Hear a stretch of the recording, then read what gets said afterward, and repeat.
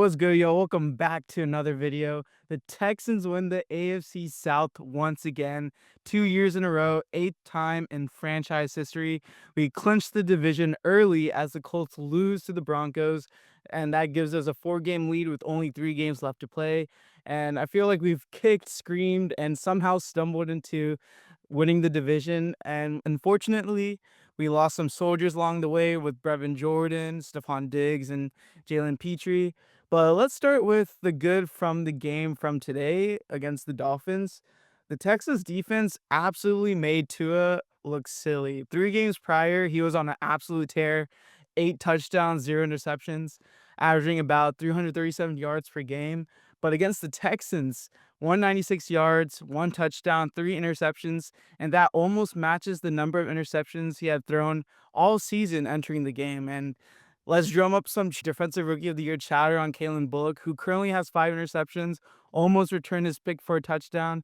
Stingley, who shadowed Tyreek Hill all game and made him his son, getting him 2 interceptions on his name. And Will Anderson, Daniel Hunter, both making crucial sacks, with Wills causing the fumble. And they're really the best edge combo in the league, with Hunter at 12 sacks and the most pressures in the league, and Will at 10.5 sacks and only 12 games played. And I feel like this defense is seriously championship caliber. And then you have Christian Harris coming back to the scene and having his presence felt. We have a good linebacker rotation, I feel. The secondary looks good. The D line looks good. It's hard to have any faults with this defense, but let's talk about the offense for a little bit. I thought the O-line combination did well today for the most part. Fisher kind of held up his own. Run game was abysmal, unfortunately, but I did think in the pass protection they gave CJ enough time to operate. But the interior line is still pretty awful, but you kind of take what you can. And then Stroud, on the other hand, he had a solid game, 131 yards, 2 touchdowns, no picks. Kind of more of a game manager stat line, but still does the job. He had some impressive throws under duress, but he kind of has been worrying me though. He seems a little nervous at times, second guessing his reads. But I want to ask you, what's your take on Stroud this far into the season, and also what are your just key takeaways from the game? All right. Well, like we talked about earlier, it's awesome that the Texans got the division clinched up early. But my thoughts on Stroud so far, me and Drew kind of talked about it on the podcast a little bit. There's definitely been up and downs. Early, the first kind of 6 weeks were really good. The 6 through 12 ish was really rough. And I think lately you're seeing more so the Stroud that you saw early this season and last year. Still struggle under. I actually think he's been really good under pressure, but you've seen him take some certain sacks and stuff that you got to be cleaned up. But in this game, I thought was no matter. I know statistically it wasn't. It doesn't blow you away with the yardage. The Texans didn't really have to get a lot of yardage on offense. They were in good position for a lot of the time. They didn't really have to sustain long drives throughout this game. And really, the only long game that the longest game that they could have had was coming out of half where John Mechie unfortunately drops the third down, and then they end up picking it up on the punt, which that was easily one of their best drives of the game, if not the best. Mechie probably brings that ball in a lot of the time, but especially that opening drive and throughout second quarter ish, there was a lot of Stroud out of structure making some good plays. There was multiple third downs like the one to Mechie and the one on the first third down of the third quarter where he's about to get sacked. He finds Tank for the first down. I thought today was definitely a step in the right direction, and I think he's been progressing these last 3 games in the right direction. I thought the Tennessee game, while unfortunate the Texans lost and the turnovers were not good, I thought there was a lot of high-level throws on that film from CJ Stroud. And I thought the Jacksonville game, while the first half was not good, second half he played really well, managed the game, and that's what he's been doing well the last couple of weeks. He's not the deep shots haven't really been there for the most part. Really, the receiver room outside of Nico, I'm not too high on right now. Just kind of what you expect when you lose your receiver like Stephon Diggs. But Nico Collins is the deep threat. He's the middle guy. He kind of does everything for the Texans offense. And Tank Dell's been decent. I think he's kind of turned into more of a gadget guy for the Texans, which I think he's long term. That's the role he's going to play anyway. I think he kind of slides into that slot, plays that kind of role. But there was a couple of drops today from the Texans receivers too. Nico had an unfortunate drop on a third down. Schultz had a drop right before, I want to say, during that 2-minute drill where they fumbled the snap. So there's a couple things to clean up in that. But I do think you're seeing him play better as the season as we're getting closer to the playoffs. And as you talk about the offensive line, the run game wasn't good, but I did think the pass protection was better. I thought Blake Fisher got beat on the one where I don't know if it was just timed really well by the edge or if it was just a miscount from the line, but he got beat there. But outside of that, he was really solid. I thought Titus Howard was good too. Darren Tunsil was good as always. The one guy that, struggled still was Shaq Mason, which, is kind of unfortunate, but it would be ideal if Titus Howard could finish out this year as a really high level left guard, and you can play Blake Fisher at right tackle, and then you could just look to upgrade the right guard spot. So we'll see how this finishes, but like I said, I thought Titus Howard was not too high on the move to guard as I thought last year he struggled at guard, but this was a good game against a team like Miami who is 15th in pressure rate, so they're not a scrub defense whatsoever. I thought there was definitely improvement in there. And like you talk about the defense, I have no complaints about the defense.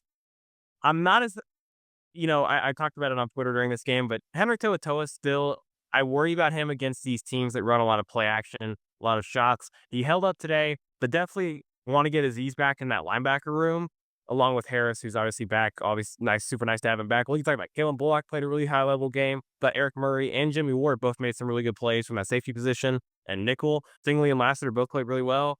Pass rush was, I think people were disappointed with the pass rush, but I think we talked about this where Miami's a team that likes to run a lot of screens. They run a lot of quick actions. The pass rush was not necessarily going to be dominant, and they still got a lot of pressure.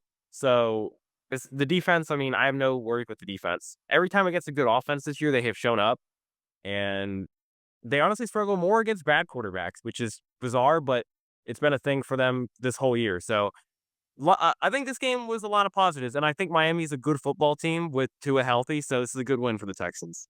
No, definitely. I agree with everything you said. And I saw a graphic earlier in the game where this is like an all or nothing defense where they give up a big chunk plays, but overall yards per game wise, they are like first in the league. Defense is very encouraging, but I do like you said, there are some holes that could be fixed. And as far as the O line, I feel like it'd be interesting to see if the Texans could plug and play Scruggs possibly when he comes back at Shaq Mason's spot. It might be something interesting to see, but also it's like kind of late in the season. I don't know if you still want to experiment. But yeah, like you said with Stroud, he's still that guy in my opinion. And then you have Tank Dell doing punt returns, which was interesting. I think everyone's been calling for that. And then Nico with 2 touchdowns, just being a utterly dominant wide receiver this season. And just some worries on, lastly, some other worries I was thinking about. This team's still kind of undisciplined. As you see with CJ Stroud not being on the same page as Patterson, leading to the missed snap and fumble. And then we move early on Miami's field goal try, allowing them to get a new set of downs and later score a touchdown. So we'll see how that kind of comes to play later in the season and the postseason. But with that said, what is your prediction on this team entering the playoffs, and who do you think is the ideal matchup for the Texans out of the teams currently projected in that wild card spot, out of the Ravens, Broncos, and Chargers? For me, this is a really tough team to predict because of what we've seen from them this year. While, they have a top defense, and I think in the playoffs that becomes a big thing, they can't really run the ball consistently. And, the past game's been there sometimes. It hasn't been there other games. So they're tough to predict. I think they can definitely win one game at least. And depending on who the match is, I think they could beat Kansas City, but I do worry about having to go into Buffalo. But I do think they could climb up to the 3 seed, which probably would end up Buffalo. It would be interesting with Mahomes possibly missing some games down the stretch of the year. It could get dicey for some of these teams at the top. Maybe Buffalo could get the 1 seed, and then Kansas City could be the 2, which could give us the 3, which that would be my ideal dream situation. I'd rather play Kansas City, which sounds crazy because I know they're back-to-back champions.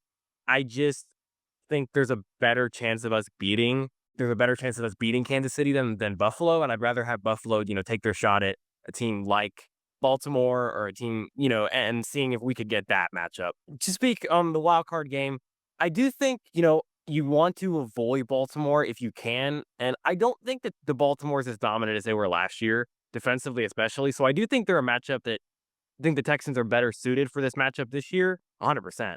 I think if you could avoid them, that'd be really nice. Ideally, you would get Denver because I think Denver is kind of a similar football team to you, just worse. They rely on their defense, and their offense is really not very good. We saw it today. Their offense just doesn't. It's not very impressive. So if we can just dominate that, we'll get them at home. You just shut down that offense. and you can score enough points on offense, I think that'd be a game that the Texans should win. I think you should beat Denver, and I think the Chargers are kind of the same way. The thing that worries me about the Chargers is that Justin Herbert, he can make some like heroic plays where I don't think Bo Nix is going to make those plays, especially because he's been bad under pressure all year. The Texans get a lot of pressure. I think Denver would be the ideal matchup 100%, but I do think they could beat any of those three teams. I think they could lose to any of those three teams too. It's just they're a weird team to gauge because of the inconsistencies that they've had this year. And like you talked about, it could be interesting to see what they do offensive line wise that was stretch of the year because I do think, depending on seeding, I guess, I don't think guys are going to play week 18. So maybe in that game, you get Juice out there, you get some of these backups out there, see how they play. But I don't see them benching Shaq Mason at this point in the year. I think they roll with this offensive line group the rest of the year.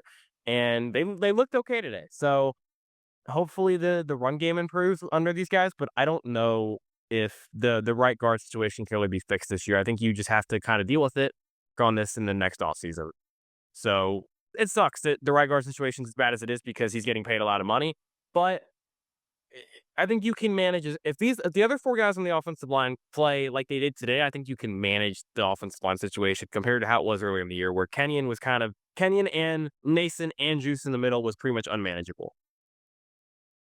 Yeah, I agree, and I feel like we can both say definitively, whoever it is, it's gonna be a close game. The Texans either play up to their competition or they play down to their competition. Earlier in the season, we got a preview of Texans and Bills. Obviously, Josh Allen was missing Khalil Shakir, and they acquired Amari Cooper after losing to us. So they look a little bit different now. Offensively, they're looking like a real powerhouse. They just knocked off the Lions, who have been destroying everyone. And Kansas City, they have, I believe, one of the most one score wins and have a lot of luck in their favor with a lot of blocked field goals and a lot of crazy outcomes. So the ball could definitely bounce in our favor in a game against Kansas City. The Ravens just scare me. Just Lamar Jackson, man, he's just insane. No matter what the matchup is, I just think Lamar Jackson is just scary to go up against. But like you said, with the rest of the team, I think the Steelers, if the Ravens somehow knock off the Steelers in terms of seeding, I think Steelers, Broncos, and Chargers, we should win. But like you said, it's hard to predict this team. But anyways, that's it for the video. Let us know your guys' thoughts on us being division champs and what your guys' thoughts are on the playoffs. But with that said, have a great rest of your day.